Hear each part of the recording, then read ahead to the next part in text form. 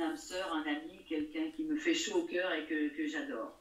Nile Rodgers, on rappelle qu'il était l'un des membres du fameux groupe Chic.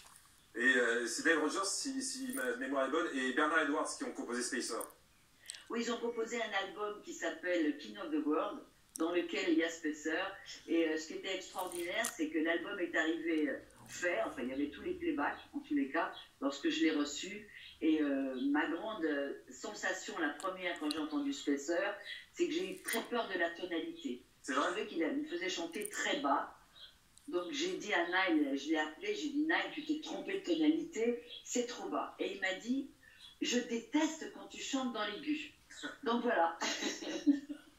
Et comment on passe, parce que vous aviez l'image de la petite sœur de tous les Français, à cette femme complètement libérée, c'est une époque qui était aussi propice à ça? Je pense que la grande force du disco, ça a été que justement tout le monde s'est libéré.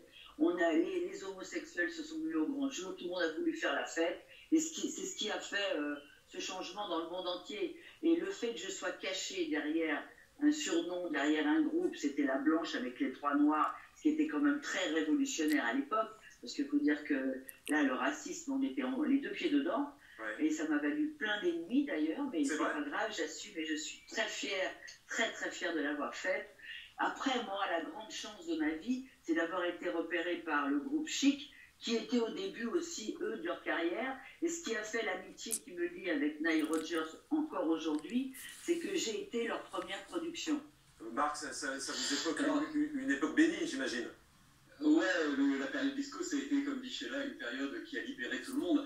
Mais il y a une légende qui tourne autour de Spacer. Alors, je ne sais pas si c'est vrai, mais en tous les cas, ça fait partie de la légende. Il paraît que David Bowie, Madonna et Debbie Harry, qui était la chanteuse de Blondie, lorsqu'ils ont entendu Spacer, ont été fous de rage et de jalousie et ont appelé dans la foulée Nile Rodgers pour qu'il leur fasse un tube. Et il a écrit, je crois que pour Bowie, c'est Let's Dance. Il a fait Tuk Tuk pour Debbie Harry, qui a un carton énorme, et surtout Like a Virgin pour Madonna. C'est absolument vrai, l'histoire est vraie, et c'est pour ça que je fais partie de l'histoire du groupe Chic, et je fais partie de Chic Organisation, parce que grâce à Spacer, à l'écoute du son et tout ça, il a eu derrière l'Europe avec Bowie, Madonna, et tous ces gens-là. Le lien, c'est jamais rompu, vous êtes resté très proche de lui? Ouais, c'est mon âme sœur. On est en connexion tout le temps, on se parle, et d'ailleurs, pour la petite histoire, je vous informe que je suis partie retravailler avec lui, et je suis la seule, je crois, une des seules artistes pour qui il a produit un nouveau disque, enfin un nouveau tube, je l'espère, qui s'appelle The Law of Attraction. D'ailleurs, on veut savoir, mais ça va sortir quand, ça? Ah bah alors écoutez, vous savez quoi, là, on prie pour déjà sortir de chez nous. Hein, oui, c'est vrai, vous avez raison. On va y aller.